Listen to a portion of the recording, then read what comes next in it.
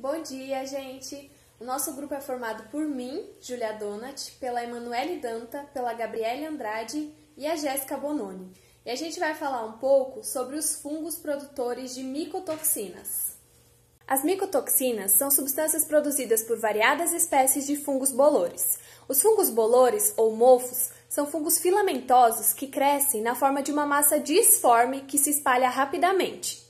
As micotoxinas caracterizam-se por serem de natureza química e apresentarem toxicidade para algumas espécies, causando alterações biológicas e prejudiciais ao ser humano e a outras espécies de animais.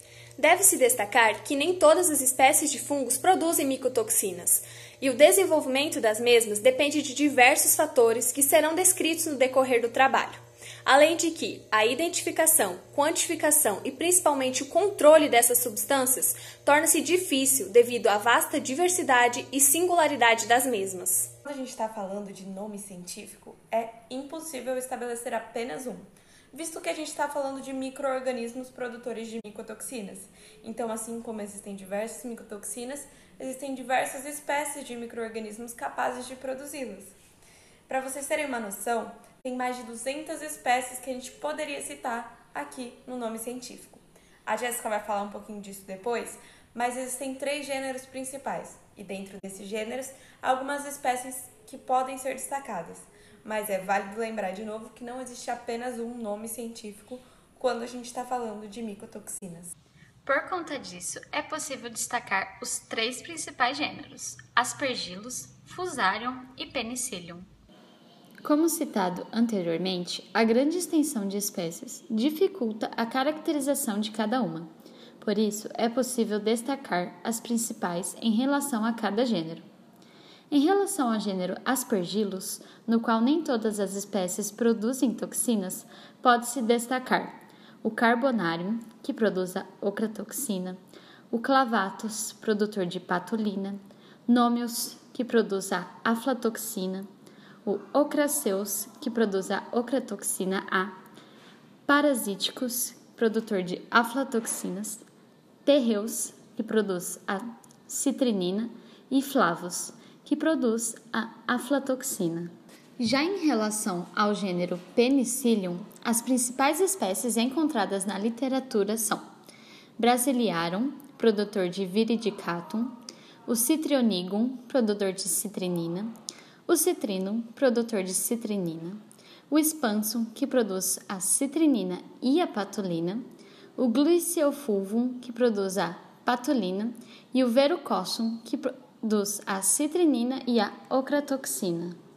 Por fim, considerando o último dos principais gêneros estudados, o Fusarium, destacam-se as espécies Acuminatum, Cumorum, Exete, Graminearum, Palidorusseu, Poae e Sporotricoides, todos produtores de tricotecenos. Destacam-se também os principais tipos de micotoxinas produzidas por estes, que são as aflatoxinas, citrinina, patolina, ocratoxina, alcaloides ergóticos, fumonosina, zearalenona e os tricotecenos. As micotoxinas são contaminantes naturais de difícil controle. Elas ocorrem principalmente em alimentos, sendo estes os principais fontes de contaminação. As micotoxinas elas já foram encontradas em quase todos os tipos de alimentos, como cereais, oleaginosos, produtos de origem tanto animal quanto vegetal. No entanto, alguns são mais suscetíveis que outros, como é o caso dos alimentos ricos em carboidratos. Eles são muito mais suscetíveis à proliferação de micotoxinas. O crescimento de fungos e a presença de toxinas, eles não são sinônimos, porque a cepa de uma mesma espécie, ela pode não produzir o mesmo metabólito que outra cepa daquela mesma espécie produziria. E também que a presença de bolores micotoxigênicos em um alimento não significa necessariamente que ele vai produzir micotoxina e aquele alimento vai ter micotoxina.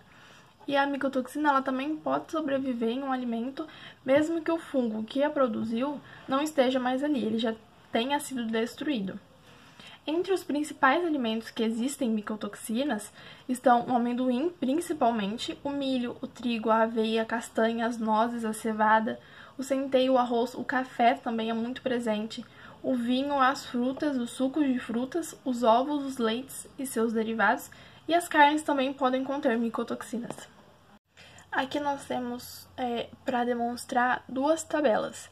A primeira é dos alimentos com alto risco de contaminação por micotoxinas. Então, nós trazemos os alimentos que estão mais propícios, o fungo que seria mais provável e as micotoxinas mais prováveis nesse alimento. E a segunda tabela é dos alimentos e matérias-primas com moderado risco de contaminação por micotoxinas. E nele também trazemos as mesmas informações. Em relação a fatores que podem ter influência significativa no crescimento desses fungos, pode-se citar fatores intrínsecos e fatores extrínsecos. Devido ao grande número de micro-organismos fúngicos causadores de micotoxicoses, os fatores que favorecem o crescimento deles é muito dependente da espécie do fungo e da micotoxina produzida. Dentre os fatores intrínsecos, pode-se citar a atividade de água, o pH e a composição do alimento. Em relação à atividade de água, a maioria dos fungos bolores necessitam de um mínimo de atividade de água para crescer, sendo a produção de toxinas entre valores de 0,60 e 0,90. Sabemos que o pH é um dos principais fatores intrínsecos capazes de determinar o crescimento, a sobrevivência e a destruição de micro-organismos existentes. Os bolores revelam notável capacidade de adaptação e crescimento sob condições extremamente variáveis de pH, entre a faixa de 2 a 9, dependendo de suas características específicas. Quanto à composição do alimento, eles são pouco exigentes em relação aos nutrientes disponíveis, sendo que o seu crescimento pode ocorrer em uma grande diversidade de alimentos. Já em relação aos fatores extrínsecos, incluem-se a temperatura, características da composição da atmosfera, umidade e também podemos citar a interação microbiana. Quanto à temperatura, a maioria dos bolores eles conseguem crescer bem em temperatura ambiente, por isso são classificados como mesófilos. A temperatura ótima para a maioria deles é entre 25 e 30 graus Celsius, mas alguns conseguem crescer sobre temperaturas de refrigeração e outros ainda conseguem crescer em temperatura abaixo de 0 graus Celsius. Quanto à umidade, ele é um fator mais rígido, porque a maioria dos fungos eles necessitam de uma umidade relativa acima de 80%, porque eles podem não crescer, podem não produzir toxinas em umidades mais baixas. Já na composição da atmosfera, grande parte dos fungos eles são aeróbios. Contudo, alguns fungos que causam a deterioração em alguns grãos armazenados, eles são capazes de crescer em atmosferas que contenham 0,1 a 0,2% de oxigênio, ou em atmosferas que contenham mais que 80% de dióxido de carbono. Por fim, em relação à interação microbiana, sabe-se que em condições naturais há uma interação entre fungos, bactérias e leveduras. No entanto, a toxina desses fungos eles podem afetar outros micro-organismos e causar um problema naquela microbiota. No entanto, há evidências que comprovam que a toxina produzida pelos fungos, elas são reduzidas, elas são produzidas em quantidades menores quando tem-se a presença de outros micro-organismos. Em relação à susceptibilidade da doença, qualquer pessoa é suscetível à doença, visto que ela é transmitida pela ingestão de alimentos que estejam contaminados com micotoxinas. Então, qualquer pessoa que ingerir um alimento contaminado pode adquirir essa doença. E também tem que lembrar que a micotoxina ela pode contaminar uma vasta gama de alimentos, o que facilita ainda mais a transmissão dela. Como eu disse para vocês, existem diversas micotoxinas e cada uma delas causa uma micotoxicose diferente, que vai produzir sintomas diferentes no organismo. A zearalenona, por exemplo, quando ela é ingerida, ela vai causar alguns sintomas mais relacionados com a pele. Então, necrose da epiderme, prurido, que é coceira, bolhas, além de outras alterações hormonais, que podem acarretar em outros sintomas. Quando ela é inalada, ela já vai provocar sintomas diferentes, como tosse, dispneia, hemoptise. Os tricotecenos, por sua vez, eles vão ter um efeito sobre o sistema imunológico.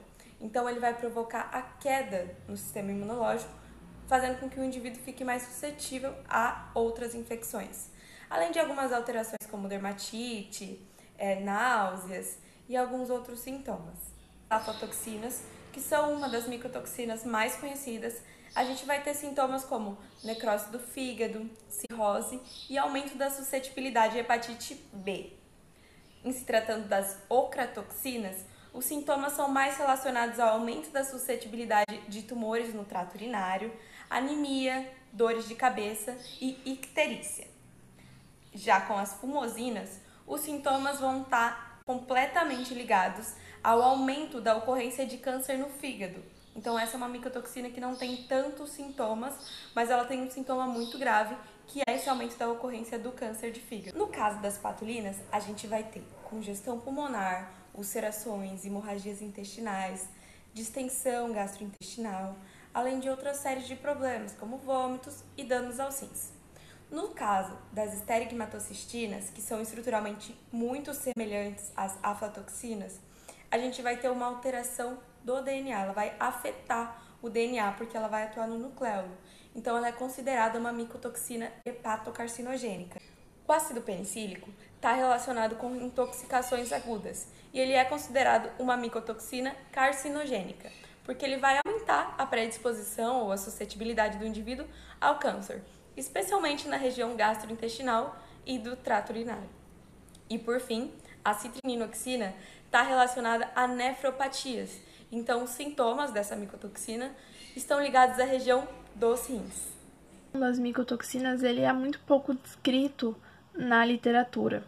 No que se refere à ingestão, alguns estudos relatam uma média de um período de 5 a 10 dias, mais ou menos, podendo atingir 13 semanas no caso de algumas fusarinas, 24 horas ou 4 a 10 dias no caso das aflatoxinas, 21 dias em média para algumas ocratoxinas e 10 dias para as patulinas.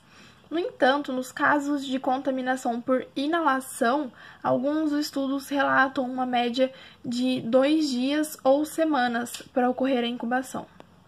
E como ocorre essa intoxicação no nosso organismo? Bem, ela pode ocorrer de 3 formas. A primeira é por infecção. Isso ocorre quando ingerimos alimentos que estão com patógenos presentes neles. Esses patógenos multiplicam-se, invadem tecidos e prejudicam o nosso organismo. Ela também pode ocorrer por forma de intoxicação. Isso ocorre quando já ingerimos alimentos contaminados por toxinas produzidas pelos patógenos. E por último, pode ocorrer a toxicoinfecção, que é originada pela ingestão de micro-organismos que multiplicam-se e produzem efeitos indesejáveis em nosso organismo. Bom, na condição do que estamos apresentando sobre os fungos produtores de micotoxinas, é possível explicar, como já foi citado, que a contaminação ocorre principalmente pela ingestão de alimentos já contaminados. Ou seja, nessa situação, podemos destacar que o mecanismo decorrente de patogenicidade é a intoxicação, ou seja, os metabólicos produzidos pelo fungo que ingerimos nos alimentos, as micotoxinas, são capazes de gerar diferentes níveis de intoxicação no organismo, sendo relacionado com diversas outras condições de patogenicidade. Após essa multiplicação e invasão de tecidos, as micotoxinas começam a agir em nosso organismo. Elas agem de diversas formas, sendo interrompendo o processo do metabolismo celular, o que ocasiona na interrupção da síntese proteica. Elas também bloqueiam as vias metabólicas por meio de lesões e por meio da inibição das ações das mitocôndrias. Elas também influenciam no transporte de membrana, o que atrapalha o transporte transmembranar de substâncias. E elas também podem reagir com coenzimas, enzimas e vitaminas em nosso organismo. Devido aos conhecimentos sobre a proliferação de micotoxinas, medidas preventivas devem ser tomadas, a fim de controlarem as doenças transmitidas por alimentos, as DTAs. Com isso, devem ser tomadas medidas tanto quanto pré- e pós-colheita de alimentos. Dessa forma, as práticas ao menos mantêm em nível baixo e perto de aceitável a quantidade de substâncias presentes nos alimentos, mesmo que não sejam totalmente eliminadas destes. Durante o plantio, na fase pré-colheita, estratégias de práticas agrícolas contribuem para o desenvolvimento da plantação e também minimizam a proliferação de fungos toxogênicos. Estratégias essas que podem envolver cultivo de variedades e uso de agentes biocompetitivos, coleta imediata de produtos maduros e também equipamentos de colheitas ajustados corretamente, o que gera um menor dano mecânico. Essas medidas podem ser feitas pelos produtores de alimentos. Após a colheita desses alimentos, deve-se se assegurar o recolhimento e o armazenamento correto e seguro destes alimentos, para que a proliferação das micotoxinas continuem controladas. Deve-se tomar algumas medidas como o controle do nível de umidade e atividade de água correto, e isso pode ser feito a partir da secagem correta dos alimentos. A limpeza de sementes oleaginosas e grãos para a remoção da matéria orgânica e de alimentos danificados. Áreas de armazenamento devem ser limpas, livres de insetos e roedores e também umidade, como citado, e protegidas de fatores ambientais. E também, outra medida muito usada e que deve ser contínua é o uso de antifúngicos nesses alimentos. Não só os produtores, mas nós, como consumidores, também devemos adotar boas práticas de higiene, como lavar a mão antes, após e durante a manipulação de alimentos, checar o prazo de validade dos alimentos e se sua aparência física está dentro do correto, limpar os utensílios utilizados nas preparações dos alimentos e também trocar de utensílios quando você fizer uma preparação com alimentos crus ou cozidos. Armazenar sobre refrigeração alimentos prontos e que vão ser consumidos em outras datas. E também tomar cuidado com pratos que contenham ovos, carnes cruas e você não sabe de onde vem. Em relação a informações epidemiológicas e estatísticas das DTAs, segundo a Agência das Nações Unidas da Agricultura e Alimentação, a FAO, estima-se que 25% dos alimentos no mundo estão contaminados com substâncias fúngicas, as micotoxinas. A probabilidade de uma pessoa ingerir um alimento contendo altos níveis de micotoxinas é muito baixo, pois, como já comentado, a Anvisa apresenta normativas definindo quantidades permitidas de micotoxinas nos alimentos, o que está escrito na RDC número 274, apresentando uma vigilância vigorosa que visa a segurança dos consumidores.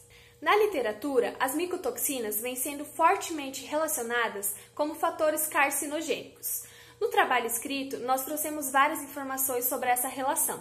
Quem tiver interesse pode dar uma conferida lá. Já se conhece há tempo os efeitos tóxicos que esses fungos podem ocasionar, mas não se tinha certeza em relação ao que os seus metabólitos poderiam causar. Alguns surtos foram relatados no século XIX e século XX, envolvendo a morte de milhares de animais. No noroeste da Índia, em 1974, foi relatado um caso envolvendo 397 pessoas que ingeriram milho contaminado com aflatoxina B1, onde cerca de 108 pessoas chegaram a óbito. Em relação ao Brasil, não se encontra na literatura descrições de surtos que ocorreram em humanos por meio das micotoxinas. Estudo realizado entre os meses de janeiro e julho de 2019, com 9.730 amostras reunidas em 72 países, apontou que a América do Sul possui altos riscos para micotoxinas, sendo considerado níveis acima daqueles que são permitidos e aceitos para a segurança. Sendo assim, esses estudos realizados, que fizeram um levantamento de diversas análises, obteram como resultado que os níveis de micotoxinas aumentaram na maioria das regiões do mundo nesse primeiro semestre de 2019. Com isso, vale destacar que, além dos prejuízos ocasionados para a saúde, as micotoxinas também podem ocasionar prejuízos para a própria economia, visto que as produções agrícolas que sofrem influência e, consequentemente, são afetadas por fungos, resultam em gastos decorrentes da perda dos produtos, da taxa de mortalidade dos animais envolvidos e também para adequar esses produtos às exigências propostas pela lei. Em uma temperatura mais baixa, isso depende muito do gênero e da espécie desse micro-organismo. Por fim, a gente pode ressaltar que é muito importante a consideração de dados epidemiológicos e relacionados às doenças transmitidas por alimentos, para que assim sejam estabelecidas medidas de controle eficazes para que as micotoxicoses não sejam um problema ou sejam um problema menor para a população em geral. Essas são as nossas referências. Muito obrigada a todos. Se vocês precisarem de algum material para auxiliar nesse conteúdo, até porque esse foi um vídeo resumido de tudo que fizemos, vai ser disponibilizado a parte teórica e eu acho que vai auxiliar muito para que vocês entendam o conteúdo relacionado a fungos e a micotoxinas.